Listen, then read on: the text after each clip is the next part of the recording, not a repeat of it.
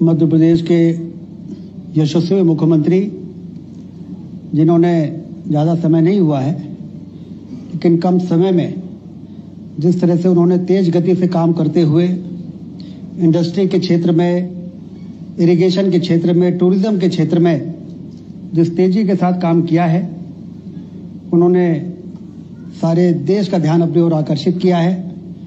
उनका मैं स्वागत करता हूं आदरणीय डॉक्टर मोहन यादव जी का। आज रीवा में ये कॉन्क्लेव हो रहा है। इस प्रकार के कॉन्क्लेव तो राजधानियों में हुआ करते थे, ये तो पहली बार मध्य प्रदेश में हम सब ये देख रहे हैं कि क्षेत्रीय हेडक्वार्टर में इंडस्ट्रियल कॉन्क्लेव होते हैं, टूरिज्म कॉन्क्लेव हो रहे हैं और देश और दुनिया के सारे प्रमुख लोग यहाँ पर इकट्ठे हैं। इसका श्रेय मुख्यमंत्री को जाता है, उनको जोरदार ताली बजाकर उनका स्वागत करें। हमारे प्रभारी मंत्री आदरणीय प्रहलाद पटेल जी, जो केंद्र में भी मंत्री रहे, बहुत ही वरिष्ठ नेता हैं, उनका स्वागत करें। और बहुत ही वरिष्ठ नेता, मध्य प्रदेश के वरिष्ठ नेताओं में से एक, जो मंत्री भी हैं, राष्ट्रीय स्तर पर उन्होंने बहुत काम किया है, आदरणीय कैलाश विजयवर्गीय जी हमारे बीच में उपस्थित हैं। ये हम सबका सहयोग और सौभाग्य है कि आज 17 में भी कार्यक्रम था मुख्यमंत्री जी का, और प्रभारी मंत्री जी के नाते कैलाश जी वहां गए थे तो उनके साथ यहाँ पर आना हो गया और उन्होंने भी हम सबका यहाँ पे मार्गदर्शन किया है। उनका मैं स्वागत करता हूँ। आदरणीय ज्योत्सना सूरी जी, जो बहुत मशहूर होटल चेन की चेयरपर्सन है, ललित होटल, मुंबई में जाइए, दिल्ली में जाइए, खजुराहो में जाइए, देश के कई हिस्सों में, तो ललित ग्रुप का होटल के मालिक यदि आज रीवा में हैं तो आप समझ लीजिए कि विंध्य क्षेत्र में कोई ना कोई होटल आने वाला है या रिसोर्ट। हमारे पर्यटन मंत्री आदरणीय धर्मेंद्र सिंह लोधी जी, जो बहुत तेजी के साथ, सक्रियता के साथ मुख्यमंत्री जी के साथ कंधे से कंधा मिला के काम कर रहे हैं। आदरणीय प्रतिमा बागरी जी, जो हमारी पड़ोसी जिले की हैं, मंत्री हैं, वो भी हमारे बीच में हैं। हमारे लोकप्रिय सांसद आदरणीय जनार्दन मिश्रा जी, हमारे लोकप्रिय सांसद आदरणीय गणेश सिंह जी, पूर्व मंत्री जिनका टूरिज्म में बहुत रुचि है, आदरणीय महाराज पुष्पराज सिंह जी, और मशहूर कलाकार आदरणीय मुकेश तिवारी जी, जो सागर के हैं और बॉलीवुड में जिनका बहुत नाम है। मशहूर अभिनेत्री, पंचायत सीरियल में जो काफी लोकप्रिय हुई है, सांबिका जी, आदरणीय शिवशेखर शुक्ला जी, प्रमुख सचिव टूरिज्म बोर्ड के एमडी इलैया राजा जी, जो रीवा में कलेक्टर भी रहे हैं, विदिशा मुखर्जी जी, अलायंस एयर के चेयरमैन भी हमारे बीच में आए हुए हैं, अमित कुमार जी, जरा खड़े होके और आप इनका भी ताली बजाकर स्वागत करें। ये अब रीवा एयरपोर्ट से ATR 72 दिल्ली भी चलाएंगे और इंदौर भी चलाएंगे, क्योंकि टूरिज्म ऐसे ही थोड़ी बढ़ेगा। ये बात सही है कि हमारे यहाँ संभावनाओं की कमी नहीं है, और आज जितने भी अतिथि यहाँ पर बैठे हैं, सभी का व्हाइट टाइगर की धरती पर आप सबका स्वागत करते हुए मुझे बड़ी प्रसन्नता हो रही है। हमारी सरकार ने काम किया है, और नहीं तो एक समय ऐसा आ गया था कि पिछले 46 सालों में व्हाइट टाइगर यहाँ पर नहीं था। हम कहते थे कि सफेद शेरों की धरती पर स्वागत है, लेकिन डरते रहते थे, कोई पूछना थे कि सफेद शेर है कहाँ। लेकिन आज डंके की चोट पर यहाँ से 12 किलोमीटर में मुकुंदपुर व्हाइट टाइगर सफारी है, जहां पर देश के पर्यटक भी आ रहे हैं और विदेशी पर्यटक भी खजुराहो से जब बनारस जाते हैं तो व्हाइट टाइगर सफारी में व्हाइट टाइगर को देखने जाते हैं। मुख्यमंत्री जी, मैं साउथ अफ्रीका गया था। वहां पर जब मैं साउथ अफ्रीका जा रहा था ऑफिशियल विजिट में, जब माइनिंग मिनिस्टर था तो नरेंद्र सिंह तोमर जी के साथ माइनिंग का इंडावा का वहां पर बहुत बड़ा इवेंट था, तो लोगों ने कहा, जब इंडिया से जा रहे थे तो लोग कह रहे थे कि वहां लायन सफारी जरूर जाइएगा, लायन सफारी जरूर जाइएगा। जब वहां का लायन सफारी देखा तो हमने कहा, ये हमारे मुकुंदपुर टाइगर सफारी के सामने तो कुछ नहीं है। एक पौधे नहीं है, एक पेड़ नहीं है, लेकिन हमारे यहाँ यदि घने जंगल में जो व्हाइट टाइगर सफारी बना है, सिर्फ व्हाइट टाइगर नहीं है, वहाँ रॉयल बंगाल टाइगर भी है, वहाँ भालू भी है, वहाँ लेपर्ड भी है, वहाँ पर लॉयन भी है, वहाँ पर चीतल भी है, वहाँ पर हिरण भी है। और वहाँ पर जाने के बाद फिर दूसरे जो सफारीज हैं वो बहुत कमजोर दिखते हैं। अभी हमसे धर्मेंद्र सिंह लोधी जी कह रहे थे और शिवशेखर जी भी कह रहे थे, सुबह गए थे पूर्वा फॉल देखने, तो हमने कहा कि पूर्वा फॉल देखने के बाद आपको कैसा लगा? कहीं साहब नियाग्रा फॉल भी पीछे है उससे, वो रीवा का जो पूर्वा फॉल है उसके सामने नियाग्रा फॉल भी कुछ नहीं। एक बार मैं स्विट्जरलैंड गया था सरकारी विजिट में, तो लोगों ने एक दिन दूतावास वालों ने कहा कि साहब आज छुट्टी है, चलिए आपको एक बहुत अच्छी जगह ले चलते हैं। तो लेके गए 200 किलोमीटर। पूरे यूरोप के पर्यटक वहां पर पागलों की तरह उमड़े हुए थे और ले जाके और फिर एक वाटरफॉल के सामने ले जाके खड़ा कर दिया कि साहब देखिए कितनी खूबसूरत जगह है। तो मैंने उसको देखा तो मैंने कहा कि रीवा के छोटी पुल और बड़ी पुल के बीच में जो वाटरफॉल है उसके सामने थी कुछ नहीं, लेकिन वो डेवलप नहीं था। वही हमने संकल्प किया कि रीवा के इको पार्क को डेवलप करेंगे। 10 एकड़ का टापू है, बगल में सरकारी लैंड है, ज्वाइंट वेंचर बना के उसका टेंडर किया, पीपीपी बोर्ड में इन्वेस्टर आए, उन्होंने 25 करोड़ रुपए उसमें खर्च किए। और जब उसका लोकार्पण कर रहे थे तो मुख्यमंत्री जी इतने लोग उमड़े वहां पर कि कलेक्टर एसपी ने आके मुझसे कान में कहा कि साहब गेट का दरवाजा बंद करना पड़ेगा। हमने कहा दरवाजा मत बंद करिए, लोगों को देखने दीजिए। कि नहीं साहब अब हम कंट्रोल नहीं कर सकते। हमने कहा कितने लोग आ गए? कहीं 35 से 40 हजार लोग आ चुके हैं रीवा के इस इको पार्क के उद्घाटन के समय पर।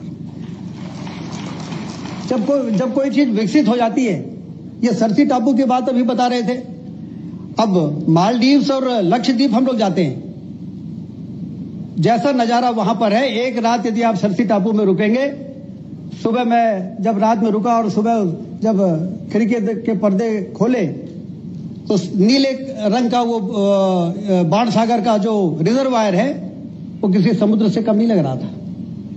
तो मुख्यमंत्री जी से उद्घाटन के समय हमने कहा कि इसमें 40-50 कमरे और बनवा दीजिए और बगल में एक टापू है उसमें भी 40-50 कमरे बन जाए तो डेस्टिनेशन वेडिंग के लिए जो हमारे विंध्य क्षेत्र के लोगों के पास अब पैसे की कमी नहीं है। जब से सिंचाई की नहरों का जाल बिछ गया, अभी तो 3 एकड़ में ही पानी पहुंचा है, तो लोग कहने लगे हैं कि रीवा बदल गया है।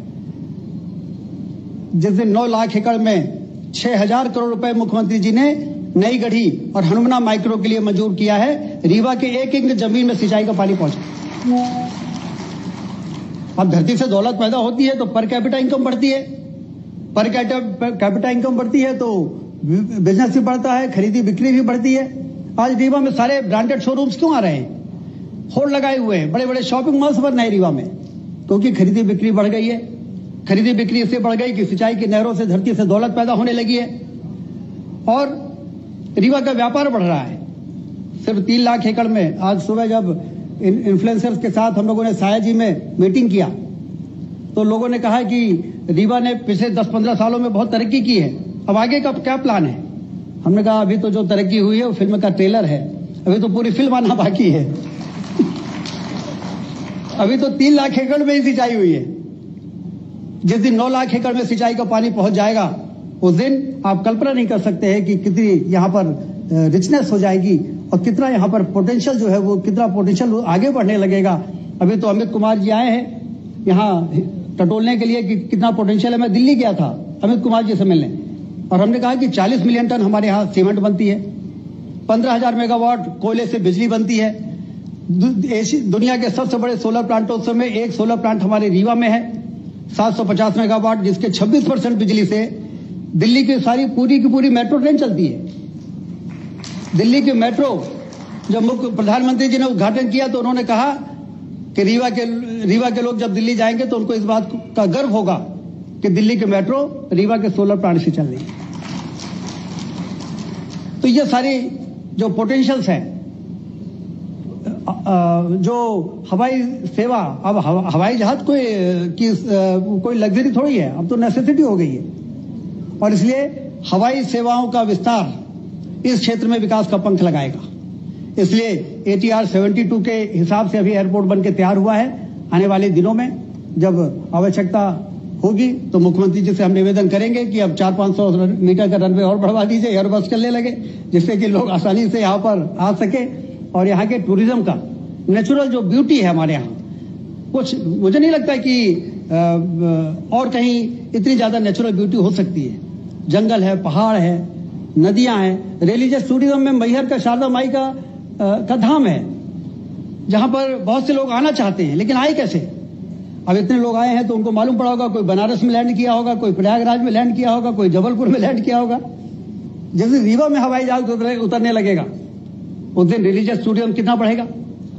वाइल्ड लाइफ हमारे यहाँ, बांधवगढ़ नेशनल पार्क हमारे यहाँ है विंध्य में, संजय गांधी टाइगर रिजर्व हमारे यहाँ है विंध्य में, पन्ना टाइगर रिजर्व हमारे यहाँ है, मुकुंदपुर टाइगर सफारी हमारे यहाँ है, गोविंदगढ़ का तालाब, रॉयल हेरिटेज म्यूजियम हमारे यहाँ है। भैरवनाथ में आदरणीय नागेंद्र सिंह जी बैठे हैं। भैरवनाथ में एक अद्भुत 60 फीट लेटी हुई प्रतिमा कलचुरी काल की कारीगरों के द्वारा बनाई हुई, उसमें 5 करोड़ खर्च करके उसको इतना आकर्षक बना दिया है कि मेरे पास वीडियो आ रहे हैं कि कुछ दिनों के बाद जितना चिरहोला नाथ जी के मंदिर में भीड़ उमड़ती है, ऐसा लगता है कि भैरवनाथ के उस स्थान पर भीड़ उमड़ने वाली है।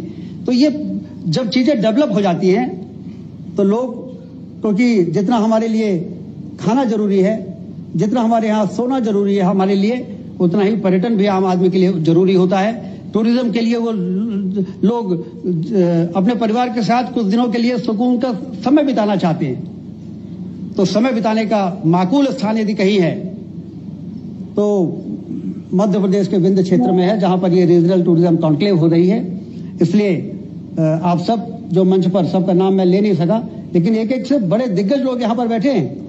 माई ट्रिप के जो प्रमुख है वो बैठे हैं, जिस प्लेटफॉर्म पर ट्रैवल एजेंट्स और टूर ऑपरेटर्स बुकिंग करते हैं, ट्रैवल एजेंट्स और टूर ऑपरेटर्स के सारे दिग्गज लोग यहाँ पर बैठे हैं। शायद जी में मेरी उनसे मुलाकात हुई है, उनसे परिचय हुआ है। ये सारे वो लोग हैं, इन्वेस्टर्स यहाँ पर बैठे हुए, रिजॉर्ट बनाने वाले, होटल्स बनाने वाले। यहाँ पर मुझे लगता है रेडिसन होटल रीवा में जो अभी अधूरा है, उसको पूरा करने की जिम्मेदारी जिनको मिली है वो मिस्टर शायद धीर भी यहाँ पर बैठे हुए हैं। ऐसे सारे लोग आने वाले दिनों में यहाँ पर पर्यटन की क्रांति। मुख्यमंत्री जी, मैं आपको इस बात के लिए बहुत अभिनंदन करता हूं कि रीवा में वर्षों पुराना सपना, कभी हम लोगों ने सोचा नहीं था कि कोई कॉन्क्लेव ऐसा होगा जिसमें इंडस्ट्री के दिग्गज आएंगे। 23 अक्टूबर को कार्यक्रम हुआ था यहाँ पर, और अभी 1 साल नहीं हुआ है, और आज टूरिज्म से जुड़े हुए दिग्गज यहाँ पर आज इकट्ठे हैं। और हम लोग ये मानते हैं, हमने सिंचाई की बात की, यदि हरित क्रांति हो जाए, यदि उद्योग क्रांति हो जाए, यदि पर्यटन की क्रांति हो जाए, ये 3 क्रांतियां जिस इलाके में हो जाती हैं, उस इलाके में गरीबी और बेरोजगारी दूरबीन से भी ढूंढो तो नहीं मिलती है, ऐसा काम होता है। तो ये तीनों क्रांतियों के सूत्रधार के रूप में सिर्फ आप पूरे मध्य प्रदेश में काम नहीं कर रहे हैं, आप क्षेत्रीय स्तर पर भी इतना ज्यादा फोकस करके पूरे अधिकारियों को, अब हम लोग गए थे लखनऊ और बनारस रोड शो करने, और वहां पर जाके लोगों से बोला कि भाई आइए मध्य प्रदेश में आपको टाइगर दिखाते हैं, आपको फॉल दिखाते हैं, वाटरफॉल्स दिखाते हैं, आपको चित्रकूट जहां 12 साल भगवान राम ने 14 साल के वनवास की बिताए हैं वो स्थान हमारे यहाँ है। तो लोग बड़े प्रभावित हुए। तो इसलिए ये जो कार्यक्रम का आयोजन हुआ है, ये वास्तव में सिर्फ और सिर्फ यदि किसी को श्रेय दिया जा सकता है तो डॉक्टर मोहन यादव जी के विजन को इसका श्रेय दिया जा सकता है। इसलिए एक बार जोरदार ताली बजाकर उनका फिर से अभिनंदन करें। और रीवा के ये दामाद भी हैं, तो इसलिए मैं, जब टूरिज्म के 3 कॉन्क्लेव होने वाले थे तो पहला उन्होंने कहा कि रीवा में करते हैं, तो हमसे अधिकारियों ने कहा कि मुख्यमंत्री जी कहा कि रीवा में कर लेते, तो हमने कहा रीवा से उनका विशेष स्नेह है, क्योंकि उज्जैन के वो रहने वाले हैं और रीवा में उनकी ससुराल है, तो हमारे तार सीधे जुड़े हुए हैं उज्जैन से और भोपाल से। तो उसका ये परिणाम हुआ है। निश्चित रूप से ये कॉन्क्लेव आने वाले दिनों में इतिहास के पन्नों में दर्ज की जाएगी कि रीवा में देश और दुनिया के पर्यटक यदि विंध्य क्षेत्र में उमड़ रहे हैं, तो इसकी शुरुआत आज कौन सी 26 जुलाई है ना, 26 जुलाई को राज कपूर ऑडिटोरियम रीवा में जब इन्वेस्टर कॉन्क्लेव हुआ था, टूरिज्म कॉन्क्लेव हुआ था, उसके बाद टूरिज्म से जुड़े हुए जितने लोग हैं वो यहाँ पर इकट्ठे हुए थे, उन्होंने योजना बनाई थी। आज उसका ये परिणाम है, जैसे खजुराहो में बनारस में पर्यटक उमड़ रहे हैं, वैसे हमारे विंध्य क्षेत्र के जितने भी दर्शनीय स्थल हैं वहां पर पर्यटक